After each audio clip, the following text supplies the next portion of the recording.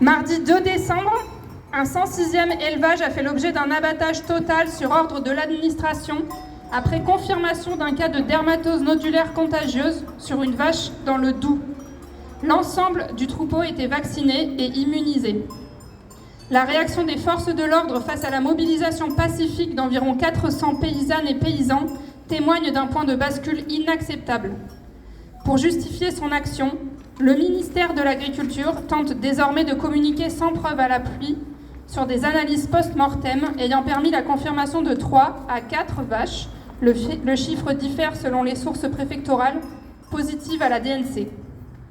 Pourtant, cette justification ne suggère qu'une seule chose, le reste du troupeau était probablement sain et grâce à l'immunité vaccinale et naturelle acquise. Cet abattage d'un troupeau pourtant vacciné, car en zone réglementée, démontre que la stratégie sanitaire du départ n'a jamais évolué depuis 6 mois.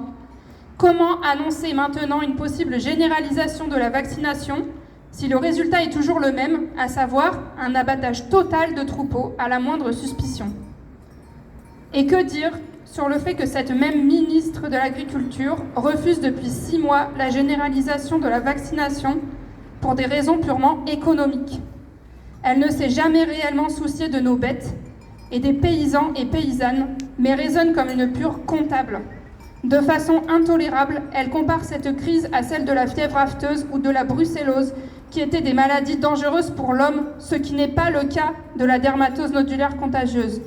Stop aux larmes de crocodile de cette ministre sur l'avenir de la filière bovine qu'elle est en train d'achever par ses propres décisions.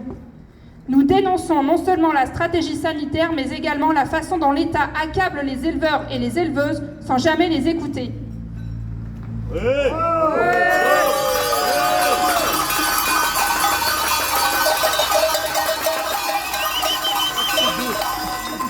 L'autoritarisme a toujours prévalu dans la gestion de cette crise sanitaire. La réglementation européenne imposant l'abattage de l'intégralité du troupeau dès les premiers cas positifs a été scrupuleusement mise en place en France. L'État a également fait le choix d'interdire aux éleveurs et aux éleveuses des territoires épargnés par la maladie d'avoir accès aux vaccins, dans l'objectif de protéger les filières exportatrices de bovins. Le résultat de cette politique est sans appel. Plus de 100 élevages ont été touchés et abattus dans 7 départements: Haute-Savoie, Savoie, Ain, Jura, Doubs, Rhône, Pyrénées-Orientales, par une maladie dont les vecteurs naturels, Tan et Stomox, ne peuvent théoriquement pas parcourir plus de 3 km par jour.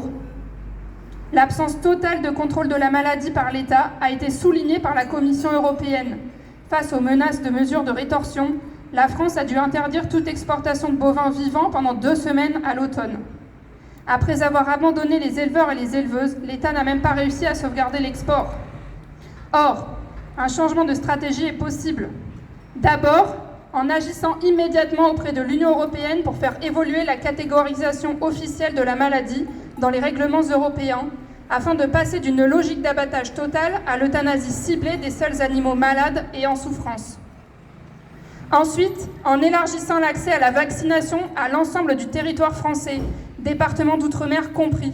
Pour limiter l'impact sur le commerce de bovins vivants, cela nécessite des négociations avec les partenaires de la France pour qu'ils acceptent des bovins vaccinés. L'Italie, premier partenaire commercial de la France, a déjà accepté.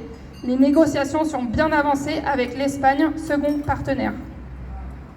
Plutôt que de s'interroger sur son bilan, la ministre de l'Agriculture est passée d'une stratégie autoritaire à une stratégie violente. Violente dans les manières d'intervenir dans les élevages pour procéder aux abattages totaux, comme ce fut le cas avant-hier dans le Doubs, mais aussi les semaines passées dans les Pyrénées-Orientales. Nous dénonçons l'usage d'une force totalement débridée avec l'utilisation de gaz lacrymogène et de LBD contre des paysannes et des paysans.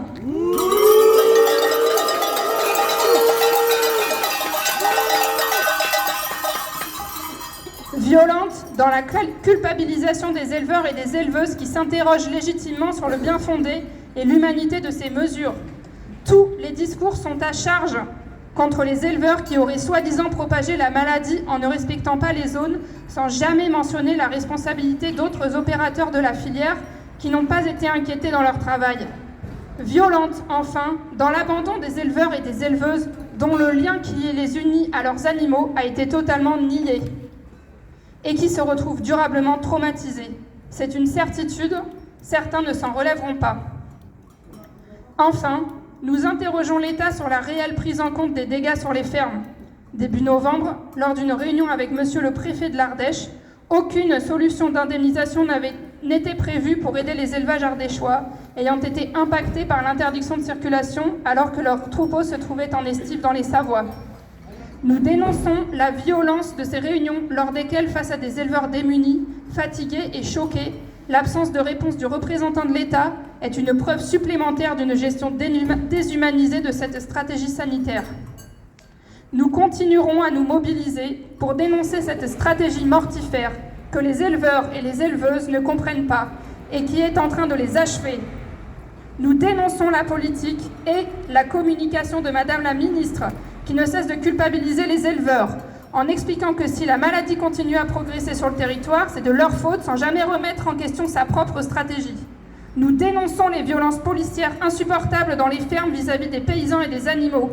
Nous proposons de modifier la stratégie sanitaire afin que chaque élevage puisse faire vacciner ses animaux et que les abattages soient ciblés sur les animaux malades afin d'arrêter l'abattage d'animaux sains. Et nous serons toujours aux côtés des éleveurs et des éleveuses face à cette politique destructrice et mortifère qui considère les paysannes et les paysans et les animaux comme de simples chiffres en les déshumanisant, les violentant et détruisant les outils de travail d'une filière déjà en grande difficulté. Stop aux abattages injustifiés, stop aux violences de l'État, restons fermes!